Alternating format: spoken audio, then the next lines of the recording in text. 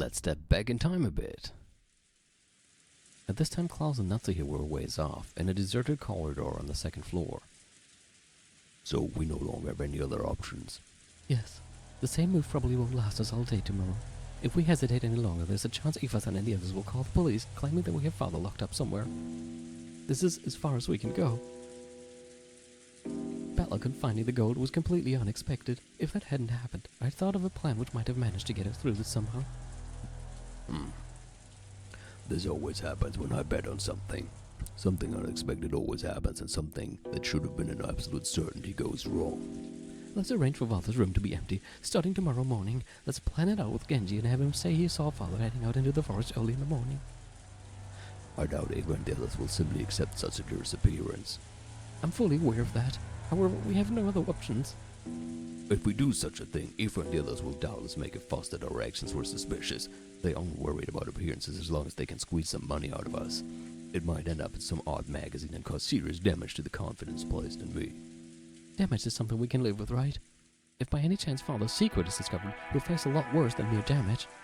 There's nothing wrong with persisting until the last possible second tomorrow. If we're able to make it through safely, we won't have to lose anything.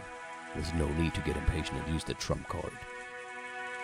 You want to wait until after they start clamoring about how we've locked Father up, and then say he's gone missing? That way would invite much more suspicion. Let's just put Father to rest now. To go any further would be impossible. Calm yourself. Being exposed to Ava and the others' venom too much has made you lose your composure, that's all. Only 2 keys exist that can let anyone into that study, and you have both of them right here. That means no one can go inside. That door is of a very special make. No matter what kind of tools they bring out of the storage room, it won't even budge. It isn't a physical problem like that. Please don't be hasty and calm down. In any event, you can pretend to have gotten a fever and stay in bed. In the meantime, I will overcome all of this for you. I can't leave everything to you. I'll fight until the end, too. When Natsuhi could no longer hold back the tears brought on by her fierce emotions, Klaus held her gently. Oh. Just how long had it been since the last time she'd felt the warmth of her husband's compassion? Your headache must be awful, yes. It's always that way when you wrinkle your forehead like that. Dear. She had come to think that her husband could never guess the way she felt, but at times like this... Let's wait for the very last moment before using our disappearance trump card. It's like a last resort treasured sword. It's best when it remains in its sheath. The important thing is that you're ready to pull it out at any time, right? I understand that. Would you let me handle that trump card? Of course, at the final moment, I will take all of the responsibility. I won't get you and Jessica involved. What do you mean by that? When the Yoshinomiya family is destroyed, it is enough that I alone am crushed in the rubble. When the typhoon passes, let's make sure we're ready to file for divorce. What? I will sign the papers and let you hold on to them. I've secretly left some of my assets in your name. If you add on some compensation money, that should be enough for you and Jessica to live on, without any hindrances. No! Yoshinomiya Natsuhi is the name that should be engraved on my tombstone. Please let me be with you until the last moment. Even if it turns out that you're the last head of the Yoshinomiya family, please let Natsuhi be the name of the wife of the final head. Your wife. Klaus's existence was founded solely upon the trust and power of his assets as a financial fixer. If either of those weakened, nothing would remain. If they used the trump card of Kinzo's disappearance, they would lose one of those 2 essential supports. It was like offering your right arm in exchange for a neck being cut. It was probably better than losing your head, but you still might die from the blood loss. And even on the off chance that you did survive, you'd have to bear a heavy wound that wouldn't heal for the rest of your life. Klaus was prepared even for death. Understanding this, Natsuhi buried her face in Klaus's chest and cried.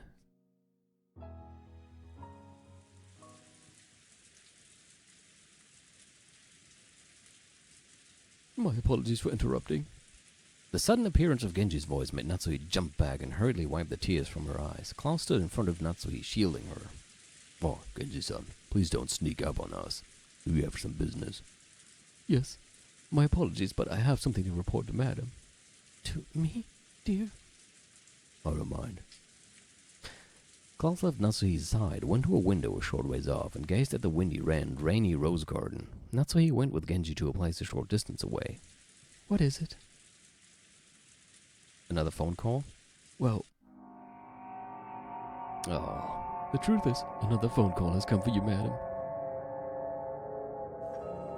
At that moment, a sudden eerie sound surprised her. It was the large clock in the hall announcing midnight. So, none of them could have knocked at the door, huh? Because they're all here. You don't mean that man again? Yes. What is to be done? Did he say what business he had with me? I can give you no answer on that matter. Super creepy of the guy to call at midnight, gotta say. He kept insisting that he wanted to speak to you directly. Again, a phone call from the man who claimed to be taking revenge for something that happened 19 years ago. 19 years ago, that was just 1 year before Jessica and Bella were born. In Natsuhi's eyes, the gap between 19 years ago and 18 years ago was immense. For a long time, she had been unable to fulfill her role of creating a successor to the Yoshiromiya family, and had been treated very coldly. But then she finally gave birth to Jessica, and became able to call herself the Yoshiromiya successor's wife with her head held high. So in her eyes, Yoshiromiya Natsuhi began 18 years ago. That's why everything before that, including the events of 19 years ago, contained nothing but hateful memories.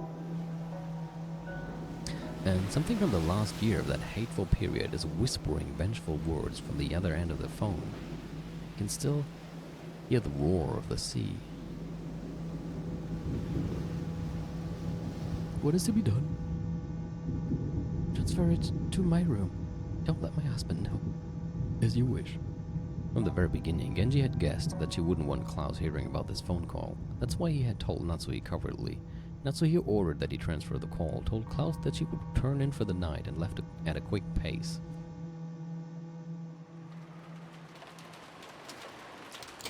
She returned to her room and locked the door. There was nothing peculiar about that.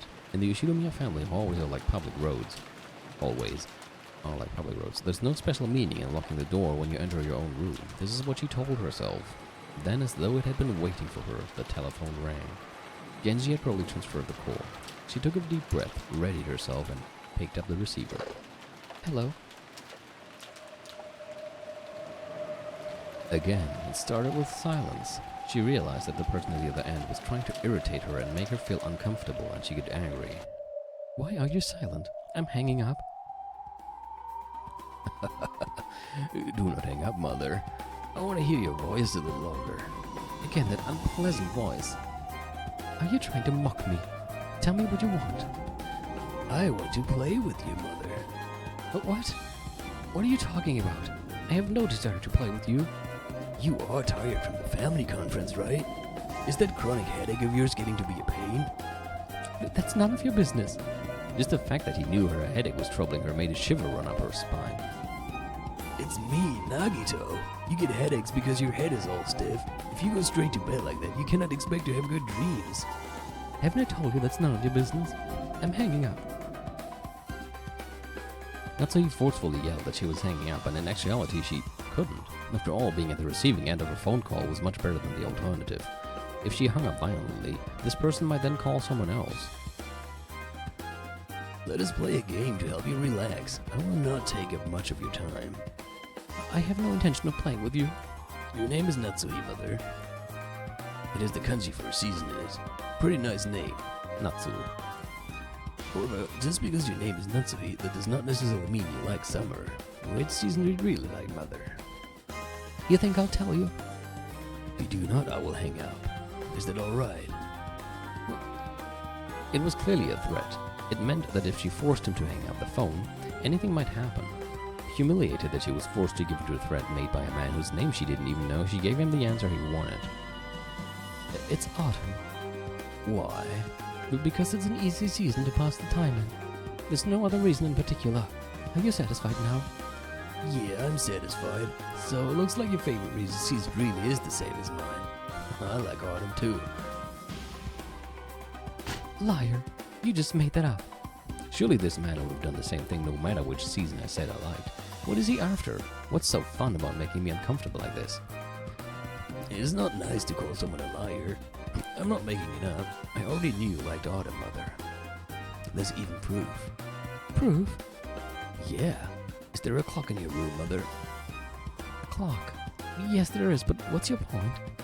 In Natsui's room, there was a beautiful antique clock with an intricate design. Klaus had bought it for her as a birthday present long ago. It's 7 past midnight right now. I'm tired, so please get this farce over with quickly. Try lifting the clock up. But why? You really don't know when to shut up. Still resisting every single time I say something. Just shut up and do what I say. The tone of the man's voice suddenly went low, turning into a threat. It made his displeasure clear. At first, this man seemed to have a calm way of speaking, but on the inside, that wasn't the case at all. If she enraged this man even a little more, he would surely show his true nature right away. Are you really that eager to make me hang up? Are you really that eager to make me hang up? Things are best when I talk on the phone with you. I could tell your husband and daughter about what happened 19 years ago, anytime I want to. I don't know what you're talking about, but please don't get my husband and daughter involved. I'm listening to everything you say. Just do what you're told. Once again, the man threatened her in a low voice, as though warning her not to interrupt again. My head was filled with a pain from my headache. The sound of my beating heart and the roar of the sea. I can't disobey him anymore. As the man in order, I lifted up the antique clock. There lay what appeared to be a single playing card. Huh? Is it the warranty for the clock? Thinking this, she took it and turned it over.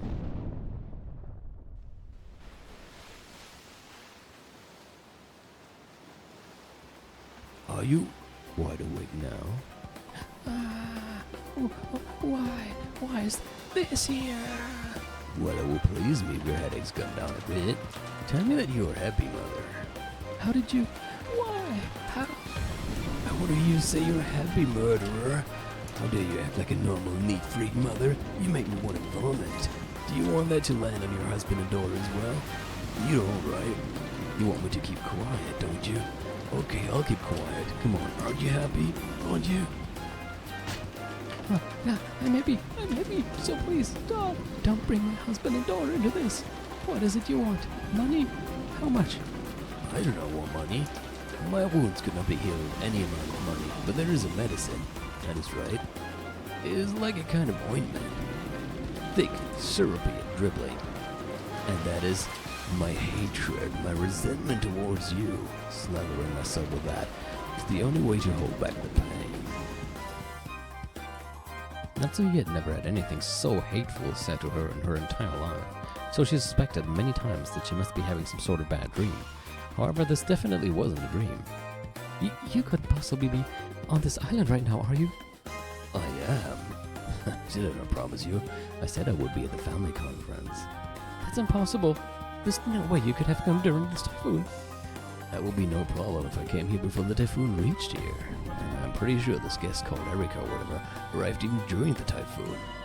Her blood froze. Furodo Erika had supposedly been brought here by coincidence. If he knew that name, he would have to be very close by.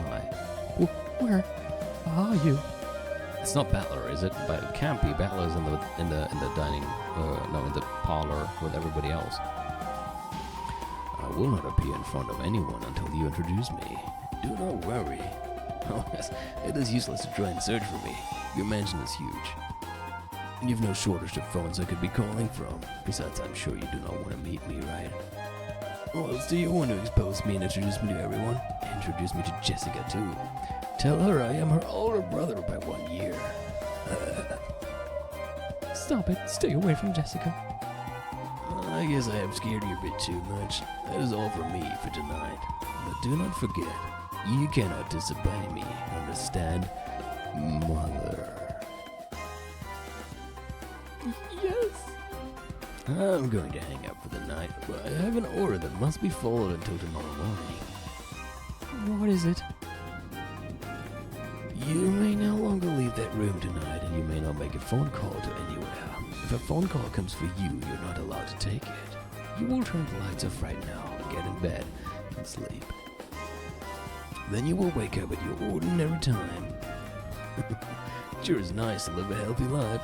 I really am such a good son, working so hard for the sake of my mother's body. I understand. I'll go to sleep right now. won't leave my room and I won't pick up the phone. So don't involve my husband and daughter. As long as you follow my orders, I will keep your secret, Mother. Do not disobey me. I'm already very close by to you. I can easily tell whether you have turned the lights off or whether you are on the phone.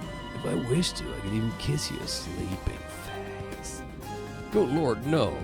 I keep it. I keep my promise. So stop it. Just stop it. Stop it. As she screamed, Natsuhi took the card she had found on the clock and crushed it up into a little ball. It had a pattern on it like a tarot card, and also Aki, the kanji for autumn.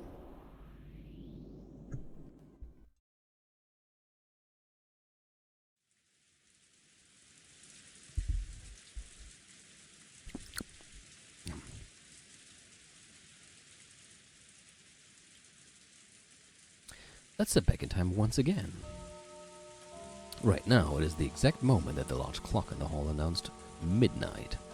Wondering who the person who knocked twice was, the relatives in the dining hall stared at the door. Is it Erika? Rudolph told them to come in, but there was no answer. Until the end of that long tone marking the arrival of midnight, which had come from the large clock in the hall shortly after the knock. They were unable to move in the slightest. Maybe their hands are full and they can't open it. Maybe, but it's a bit creepy that they won't say the name. Should I open it? Do so. Kana nodded back, then slowly opened the door. Oh, that was Kana, I'm sorry. Oh god, who is it? Oh god. Somebody dead? What's that? Oh. What is going on this time? Man. I thought we started the Answers arc. No, but I'm very intrigued. It's one of Father's envelopes. Right behind that open door on the floor of the hallway. Lay the envelope. There's no one in the hallway. Perhaps they placed this here and left. The adults flew out into the corridor as well, but they could find no trace of anyone who might have knocked on the door. Just about an hour ago, Shannon and Kanan had come in to serve tea. At that time, everyone had seen that nothing lay in that spot. Someone came, knocked, left an envelope with a mark of the one-eyed eagle on it, and left. Could it have been the master? It's not unthinkable. Father's pretty much the only person in this mansion who would refuse to answer when asked who he was, because he doesn't give a fuck. That's not possible. If that were the case, why wouldn't Father come in here openly? That's right. Father probably just barged in here without knocking. I can totally see that. The doors and windows of this mansion are locked now, right? In that case, the only people who could have conceivably left the letter there are Klaus-san, Natsuhi-san, and Genji-san. By this point, the mansion had been completely locked up. Therefore, the cousins in the guest house, Nanjo, Goda, Kumasawa, and Erika could not have come here. Furthermore, since Klaus, Natsuhi, and Genji were the only three who weren't in this room, one of those three had to have been the one who set that letter down in the corridor. Okay, you know, earlier I said, I think it was yesterday, I said that, or I'm not sure anymore how I phrased it when I said it, but at least in my head I was wondering if this episode wouldn't be kind of boring because we already knew the culprit, because Erika had already proclaimed at the glimpse that we had got of the ending of episode 4, before time was rewound, Erika had already proclaimed that it was Natsuhi. And since we have been shown that Erika is super intelligent and Mr. Detective, or Mrs. Detective herself, I pretty much never doubted that she was, that was right. I never doubted that what she said there. But I'm beginning to think that maybe she actually isn't right, and maybe somebody else is going to carry out the murders, because Natsuhi has been told to stay in her room all night, and I'm pretty sure, or at least I kind of expect the murders to take place very soon. So it couldn't be her, right? And now we have this mysterious other person. Unless she's also just imagining that. But how could that be, since there's even the phone call that Genji received?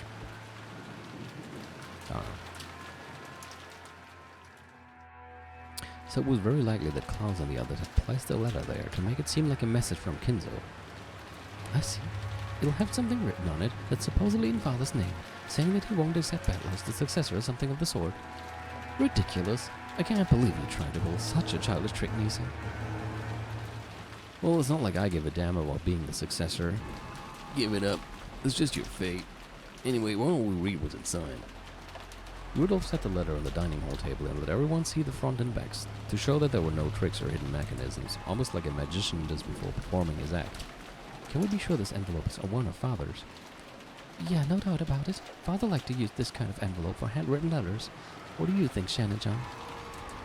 Yes, to my eyes as well. It looks like the type of envelope that the master uses. That doesn't mean Father was the one who wrote it.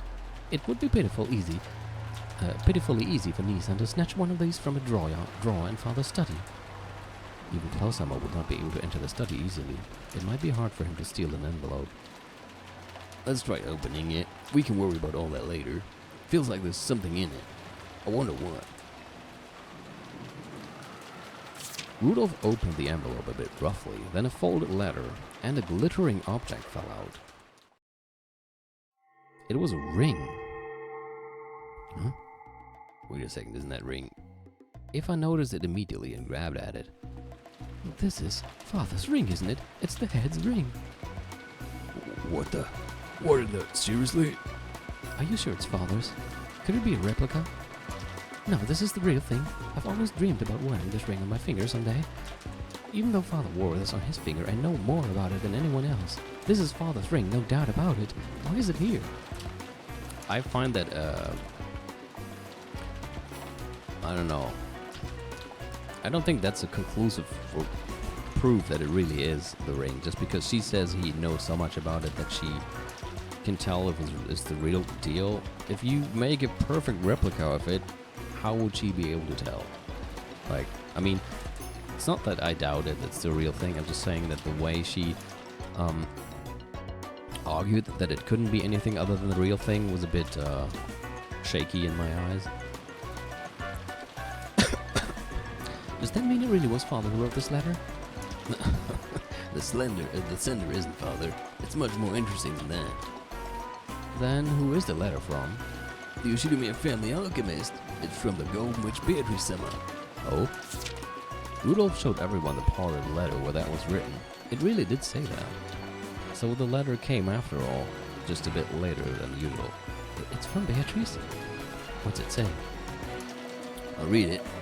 Congratulations. I acknowledge that Bettler-sama spectacularly solved the evidence riddle and reached the Golden Land. All of the gold belongs to Bettler-sama.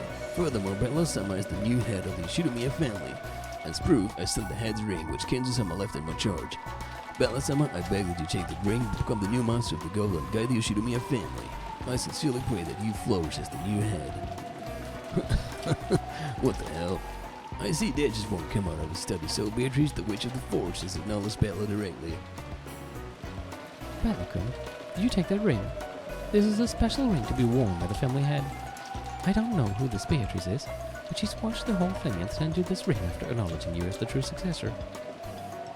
Is that okay? It's such an important ring. Yeah, it's fine. You should wear it proudly on your finger. Got it? Even if Aniki and Natsuki needs to tell you to take it off, you'd better not do it.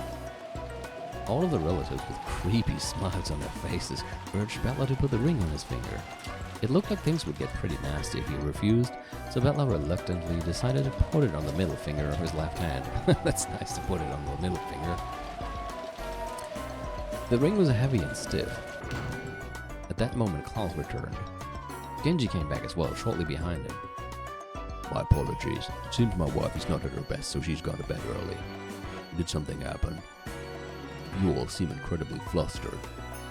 Bettler-sama, isn't that? Immediately, Genji keenly spotted that which Bettler had just put on his finger. Your eyesight's pretty good, Genji-san. Looks like you know whose ring this is. What? What are you talking about? Judging by Klaus's dubious expression, it seemed unlikely that he was the one who placed the letter there. Yeah, I mean, it wouldn't even benefit him. Furthermore, that expression quickly changed into one of shock. That's right, it's the Yoshidomiya family head's ring. The family conference took up this new topic. There was a quotation mark missing there. See, that's a quotation mark missing after ring exclamation mark. The family conference took up this new topic, and the storm came once again.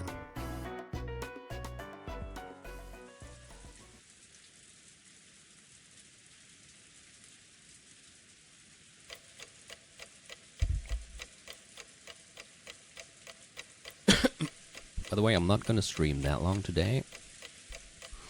I think probably at around until about 10:30, something in between that, just as a heads up. The rain was still pouring down as hard as ever. This weather was supposed to continue all day tomorrow as well, which made me feel a bit depressed. Oh wait, given the time, I should say today, not tomorrow. Yeah, it's already 3 o'clock in the morning, but that doesn't really matter now. I'm sleepy. With half-asleep eyes, I opened my umbrella. Huh? Wait, who are we? I thought it was Battler talking, but it sounds like somebody outside. The large drops of rain pounded mercilessly against it. Technically, the end of the family conference had been declared at 1 a.m., but external scuffles kept continuing sluggishly. I'm really jealous of Aunt Rosa, who managed to slip out of there at the time.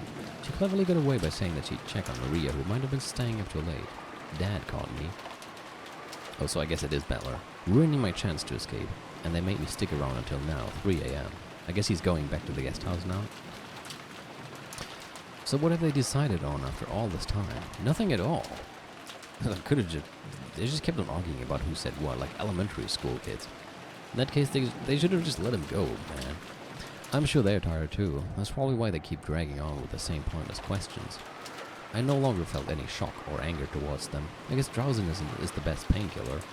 I left them behind and finally returned to the guest house. Let me guess, is he gonna find the corpses of the others now? When I got back to the guest house, the first floor lounge was lit. I could even hear people chatting inside. Apparently some people were still awake even this late. Despite the late hour, Goda-san and Dr. Nanjo were still up and chatting, playing Super Mario Kart. Plates and cups were lined up on the counter, and it looked almost like a bar with Goda-san as the bartender. When they noticed I had returned, they seemed to finally realize how late it was. You know, I just said that as a joke, but it actually would be a pretty charming, lovable sight, wouldn't it? These two guys just sitting there at 3 o'clock in the morning, having fun together, playing Mario Kart. I don't know. Something about that is a heartwarming image to me. Secretly becoming best friends because Kinzo's just too batshit crazy for Nanjo, so he found a new best friend in Goda. Oh, I'm always getting choked up. No, not really, but it's a very nice scenery I'm just picturing right now. When Goda-san made to top off Dr. Nanjo's glass, the latter declined with an exaggerated gesture. That's enough. It's already too late to be up. Look how late it's gotten. You were such a good person to chat with, I hardly noticed. See, BFS forever. If so, that's all thanks to your liquor. We'll have to do this again sometime. Yes, gladly. Battler-sama, welcome back. Is the discussion with Cloud-sama and the others still continuing?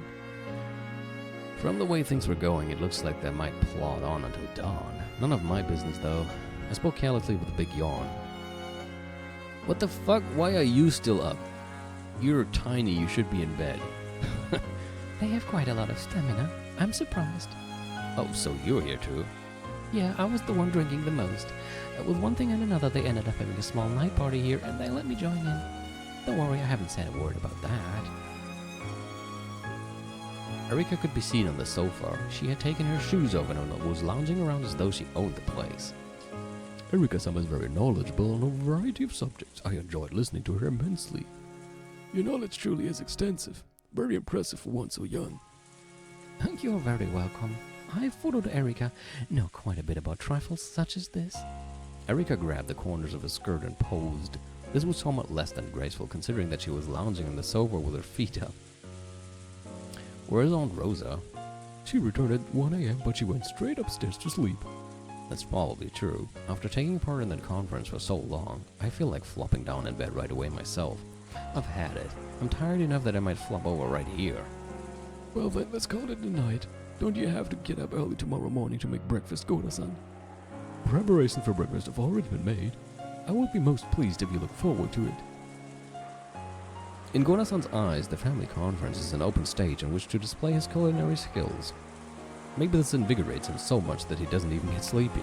Erika stood up, laughing at how youthful Goda was. This became a sign that it was time to disperse. I will clean up here. Please go and sleep, everyone. Leaving the cleanup to Goda-san, I went to the bathroom and then climbed the stairs to the second floor. It's such a peaceful, nice scene now, which means horrible things should happen anytime soon. Good night, everyone. These old bones have stayed up a little too late. Good night, Dr. Nanjo. Good night, Betla-san. Yeah, good night. Then in the second floor hallway we split up. Dr. Nanjo went to his own room. Erika went to her room. And I returned to the cousin room. I couldn't hear any sounds of playing coming from our room. Could they have fallen asleep already? No surprise at this time of night. If they were still playing, they would have been staying up way too late. When I opened the door quietly, as expected, the room was already pitch black except for a small nightlight. Oh, is he going to sleep among corpses without noticing? That is a kind of a creepy thought. Everyone was already sleeping in their beds. I'm sure they all had a great time and played a ton. Then they probably talked about youthful things and enjoyed staying up late. If only I hadn't found the gold, I could have enjoyed my time with them. Yeah, especially after you hadn't seen them for 6 years. I'm already tired, so tired. Forgetting even to change my clothes or brush my teeth, I crawled into bed and immediately, began to descend into the marshes of sleep.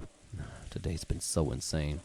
I wonder if that old bastard is still in that family conference now. How does he not get tired? Come to think of it, what was it that old bastard said when we parted company? Tomorrow there's something important I want to talk about as family. True, he said that in episode 1 as well. It's about you. Huh.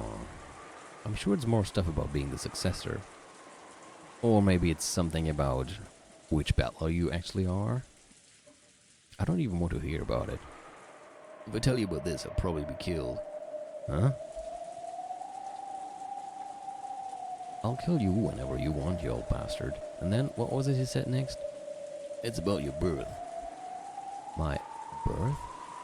Did he say that in episode 1 as well? I think he didn't.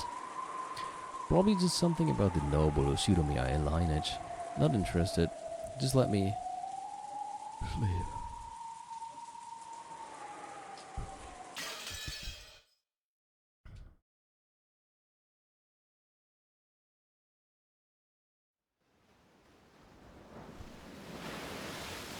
The sound of crashing waves. The sound of the tide surging. Welcome to Wave Race 64! No. Was it even called Wave Race 64? You know that game for the Nintendo 64. Was it Wave Race? Man, I forgot. I played that actually. It's been forever. The noise of the sea breeze. Whenever my headache torments me, these are the sounds that fill my head. Oh, it's Natsuhi again. I think it was just Wave Race, wasn't it? Can't believe I get hung up on that now. Unable to bear a successor, I was in a very difficult position with regards to the Ushiromiya family. Whenever I heard of a drug or incense that could make you achieve pregnancy, I tried it. But nothing had any effect.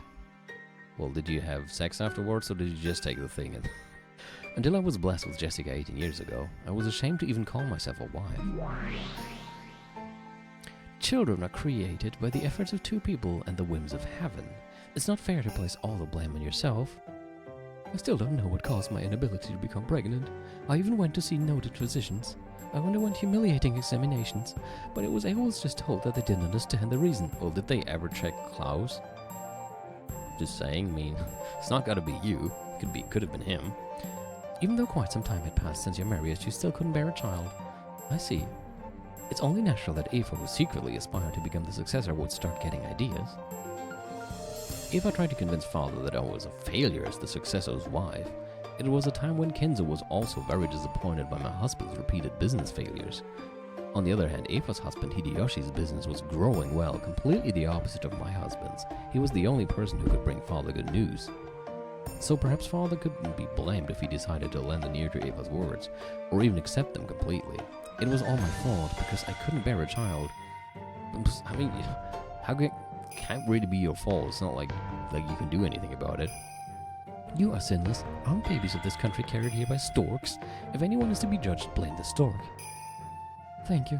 However, even though he was still in good health then, the head was already well past his prime, and it's not hard to imagine that he wanted to see his grandchildren's faces as soon as possible. Who cares? If he wanted a grandchild, he could have just done what he wanted with that appalling amount of money he had. This is Kenzo, the man who always bragged about how money could create anything. If he wanted a grandchild, why couldn't he just manage something with that money he was so proud of? Yes, that's right. The head gave up on me when I couldn't bear a child, and did just that. The head gave to many charities, thinking it the duty of anyone in possession of so much money. One among these, an orphanage known as the Fukuin House, had been given especially large donations, possibly because he had old ties with that place. The Fukuin House. Furniture came from that place quite often. To provide on-the-job training and preparation for life as a working adult, the head employed Fukuin House children with exceptional grades as servants. All of the servants in the mansion with On in their names, such as Shannon, Kanon, Lunon, Manon, and Leon, came from there. There were quite a lot of them, weren't there? They almost quit after just a few years. That's probably because a few years of wages from working here would earn them more than enough to live on their own. Experience as a servant for the Yoshinoya family would be a wonderful thing to add to the resume, I think. I'm sure it was the head's ambition that they would gain this for themselves and then spread their wings in society. I see. So an adopted child.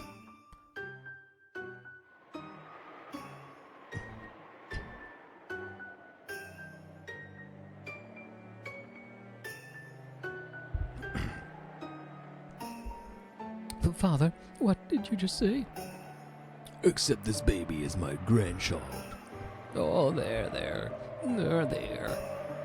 Apparently the baby that Kumasawa was trying to soothe didn't like the study air at all. So he actually just fucking bought a baby. I mean, okay, he adopted it.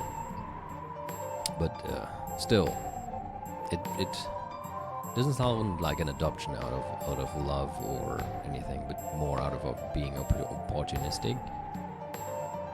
It kept on crying, upset. My apologies, Father. What is it you just...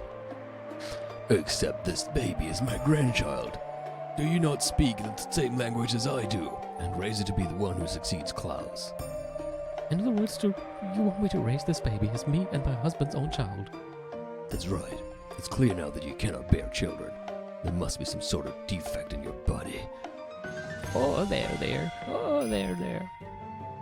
As though she couldn't hear our discussion in the slightest, Kumasawa kept on trying to cuddle the baby. This made it cry even louder. That's exactly why I didn't say English, Aaron. What nonsense. If all responsibility of giving birth to children rested with women, there'd be no need for men in this world. I've never forgotten the bitter pain I felt that day. It's not as though I didn't want a child. However, no matter how much I prayed, I couldn't get pregnant. Thinking that something to do with my body might be the cause, I went to see several famous doctors. But even so, no matter how hard I tried, I couldn't become pregnant. Hold on. Check, please. Okay. And in the end, this was the result. I see. The baby had been picked up by the Fukuin house just recently. Of course, he couldn't help but feel compassion for this child, who was so young and who had already lost his parents' affection. Or it brought me nothing but pain and sadness. It would have been another story if I had suffered to bear this child, but why should I be forced to hold this baby who not only shared none of my blood, but who is not related to my husband in the slightest either? I don't hate father. If anything, I hated my own body. I detested it. I truly detested my own body for being unable to bear a child. So I prayed. I prayed to both angels and demons, and my wishes were granted by both. Well, what did you pray to angels? I prayed for a miracle in my body. If there was something wrong with my body, I could accept that. In that case, I wanted to overcome the defect and somehow be granted the miracle of being given my husband's child. That wish was granted. The next year, you gave birth to Jessica. I see. So the adopted child is probably the person who has been calling her. And for what did you pray to demons? I couldn't stand it. I couldn't stand it. I hated my body, so I hated this baby because it made my failure so apparent. What did you wish for? For the first time I prayed and made wishes to demons. I wished that this baby would just disappear. Of course, that wish was also granted by demons. On that day, I left the baby with an older servant and went to think about the future in the rose garden. No, that's a lie. I didn't want to think about anything. The baby's cries were annoying, so I ordered the servant to take the baby to a place where I couldn't hear. By a place where I couldn't hear, I meant somewhere far away. Yes, I wished for it. I wished for the servant to take the baby far away and never return.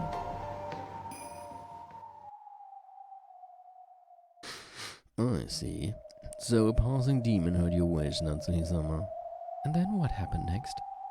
After that, there was a bizarre accident that could only have been granted me by a demon. The woodland path from the rose garden to the harbor is probably well suited for a comfortable walk. It must surely feel good to occasionally leave the path and walk through a grove of trees, depending on your mood. However, wouldn't that path be fairly hard to travel on when taking a walk with a baby in your arms? There was a cliff on the other side. It was about 10 meters tall, I think. It was rocky below. There was also a fence there. Does it seem at all likely that the servant went to the trouble of walking there, holding a baby, and then leaned against the fence? The only conceivable explanation is that she was lured there by the beckoning of a demon. She was lured there, wasn't she? By a demon who heard your wish. And then the servant and the baby. Yeah, but apparently they didn't. Otherwise she wouldn't get that phone call. They died. They fell from the cliff down to the rocks below. No, they died because I wished it. That means this is... It isn't your fault. There's no need to think about it any further. But it happened because I wished it. Now that's wrong. Even if you wish for something, whether it comes true or not is decided by the whims of gods, demons, and witches. You are sinless. Humans are sinless. You can even say that I killed them. No, I did kill them. I saw your mourning and felt pity, so I lured the servants with the baby to the cliff and guided them down it. Servant, not servants. Wasn't it just an unfortunate accident? If you can't accept it as an accident, blame it on us. That's why demons exist. That's right. We're here for your sake. It's not like you killed them. We killed them. So you were sinless.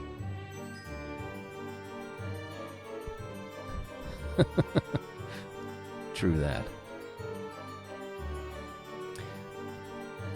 So please don't blame yourself, Natsuhi. Is that true? Am I truly sinless? Yeah, you are.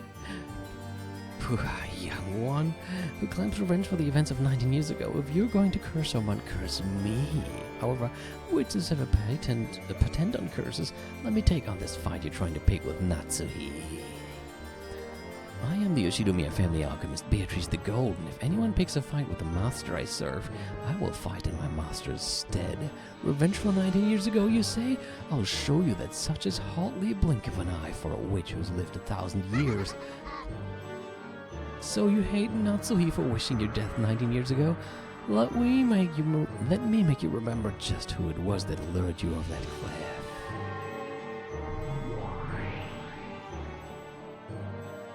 As the middle-aged female servant cuddled a sobbing baby, she walked in a small path through the trees. Natsuhi had told her that the baby was too loud, so she had tried to get as far from the rose garden as she could. She was completely unaware as to why she'd gone out of her way to head in this direction. However, the sobbing baby suddenly stopped crying. Something was reflected in his eyes, but the servant couldn't tell what. However, thinking that the baby had stopped because it had taken an interest in something, she headed in the direction of the baby's gaze.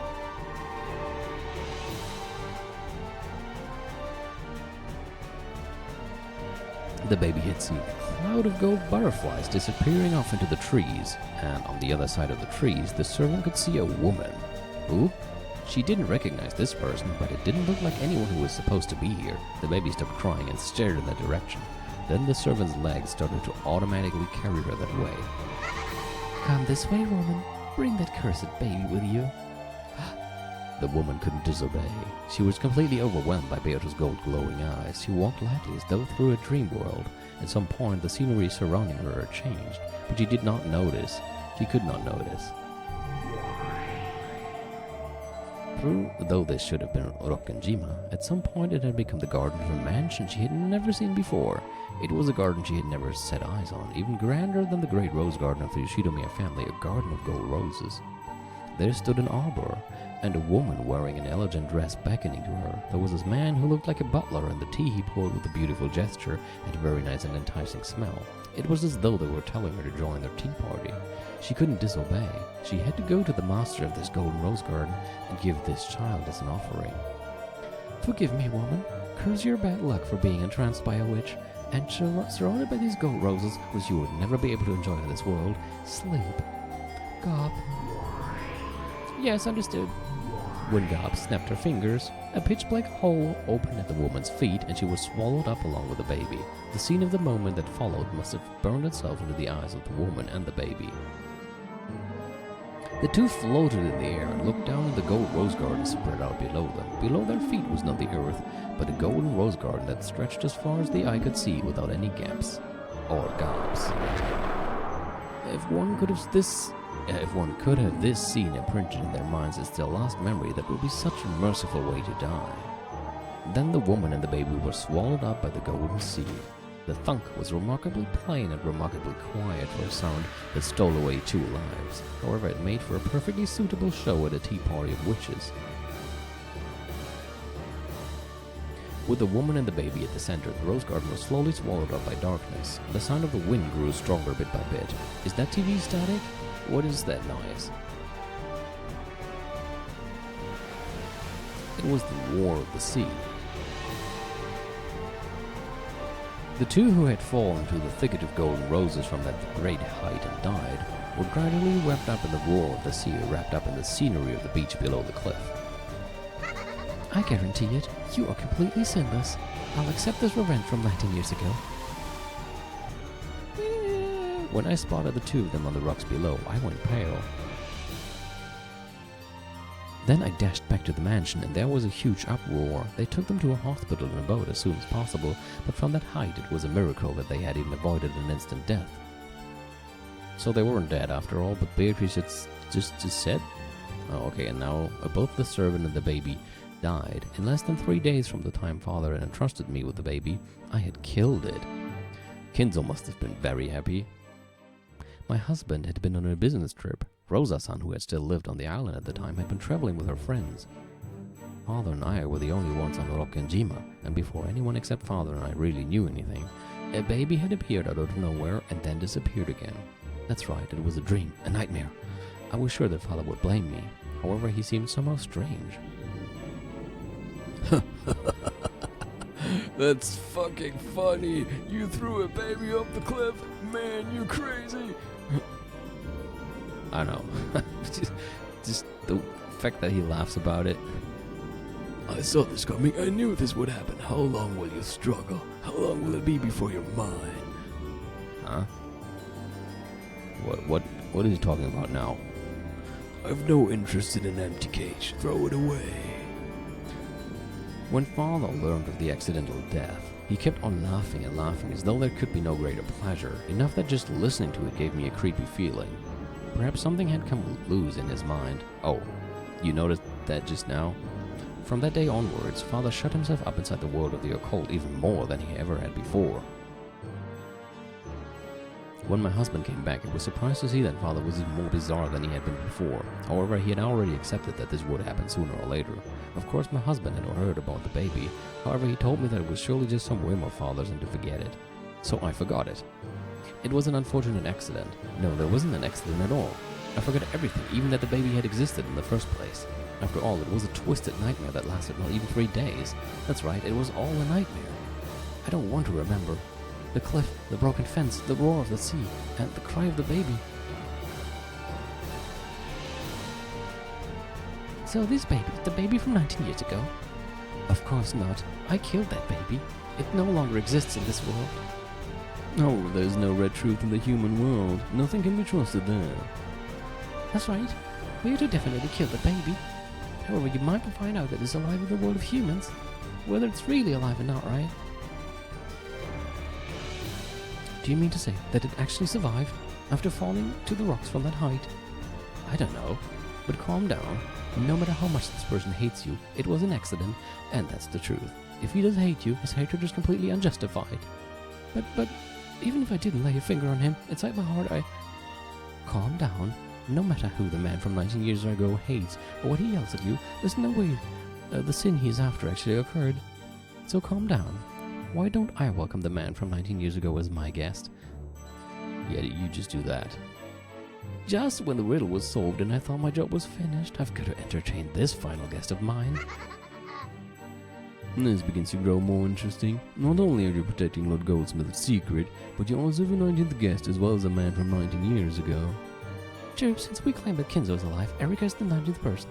And besides that 19th person, we also have a man from 19 years ago. How interesting. I'm getting all fired up. We have no lack of opponents, and I was just lamenting the fact that I had but one guest at my tea party. Come, you fools! Furore Erika is Lady Bernkastel's piece. In that case, whose piece is the man from 19 years ago?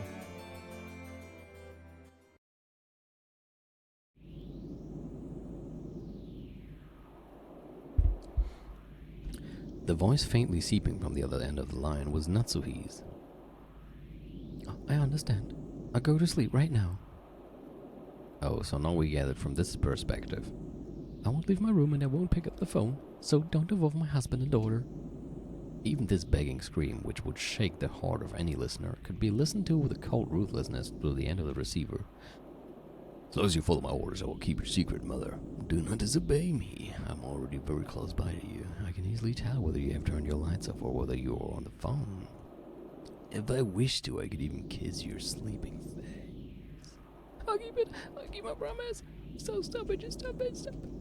The receiver was slammed down. He knew very well that the way you hang up a phone can leave a nasty aftertaste for the other side. It's her, huh? Okay, good night, mother. And there you have it. Now Natsuhi won't come out of her room tonight. What, she did all that just so Natsuhi could have an alibi? That's pretty handy. You can change your voice. Anyone can change their voice. A sweet voice when coaxing Papa, a sick-sounding voice when taking the day off of school, an apologetic voice when turning down a friend that you actually hate. If you want, I can do any kind of voice at all. Go ahead. You should stop being a witch and become a voice. That's actually kind of hilarious. So are all the pieces set up on both sides now? Furore Erika, what a wonderful piece. She's a much more suitable piece for you than Angie was, Bern. Your praise honors me, Lady Lamtarelda. The pleasure is mine. She really is wonderful, truly cute. I'd like to make her surrender to the illusion of the witch and see her face twist in humiliation.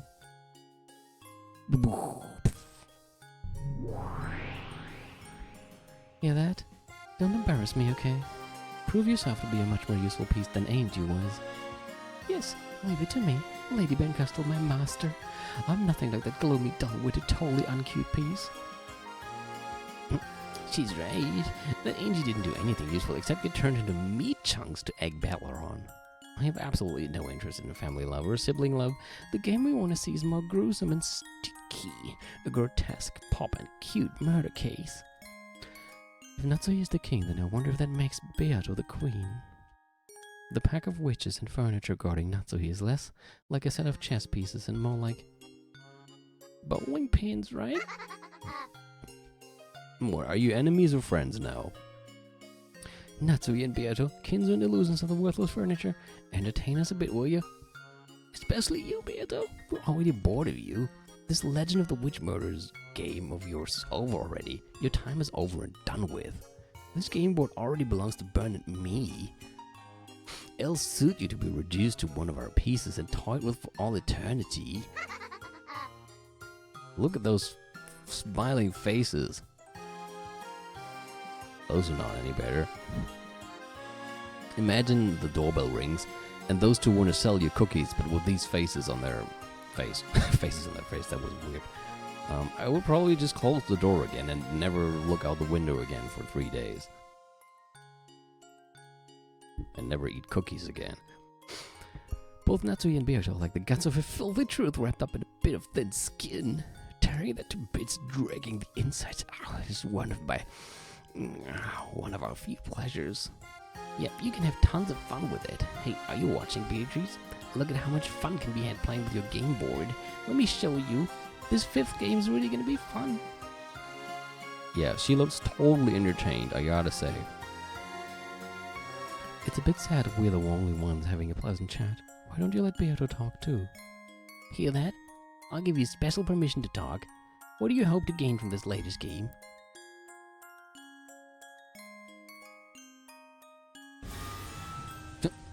She said nothing.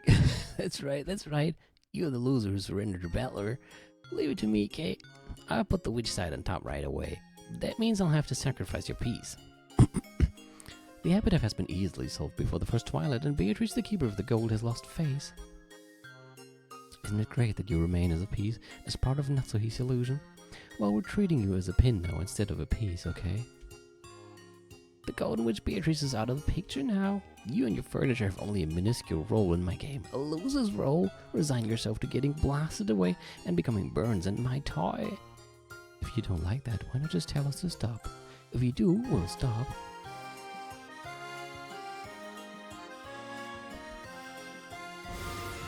She's saying she doesn't mind. You're totally a pin. There's no need for a Golden Witch anymore. All that's needed is a sacrificial doll, so the two witches can enjoy some time playing. Die, disappear, confess to your filthy past and your crimes. Speak out your sob story of regret and repentance as you throw yourself over a cliff and die. The Golden Witch will never again have her turn.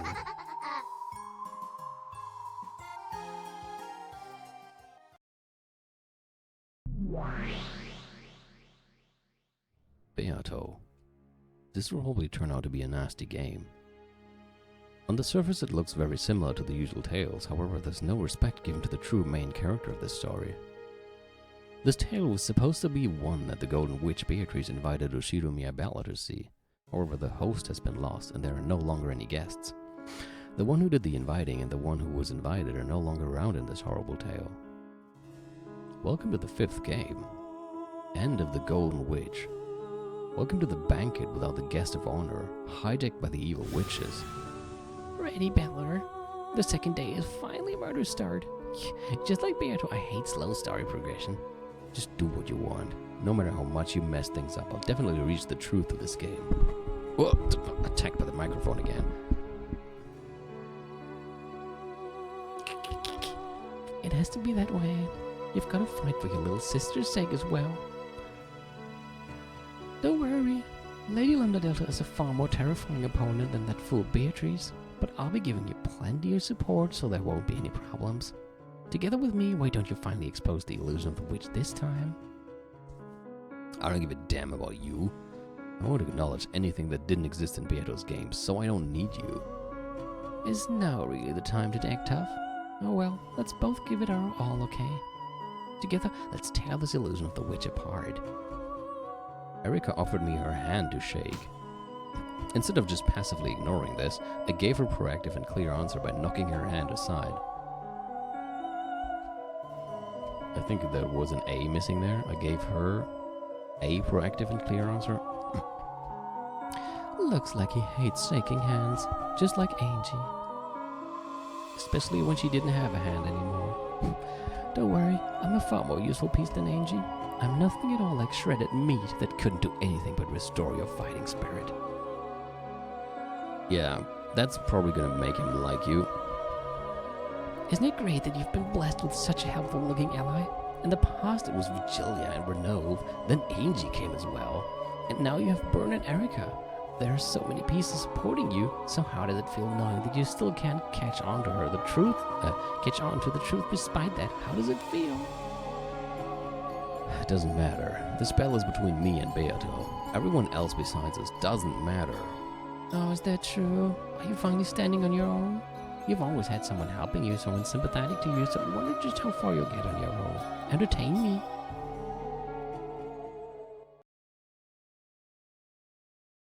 I'll grab it and take it back. This is our game. You two aren't wanted here. Yes, that's true. This is your game, so try taking it back. Let's see how far someone like you, who couldn't even win Beato's games when she went easy on you all over the place, can get in Lambda's completely ruthless game without any help. Well then, wake up, Ushiro Miyabella. Welcome to the morning of October 5th.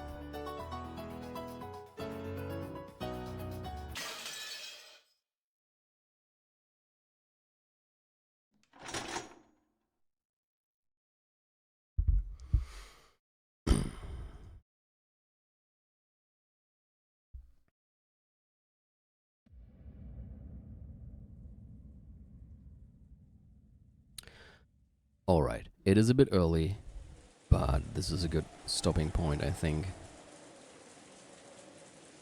And leaves us thrilled for more As I said, I wanted to do until around 10 or 10:30 today. Still got a few other things to do. And this just seems like a very good cliffhanger. I kind of want to have the new day also be the start of a new session. So yeah, I think I'll stop here.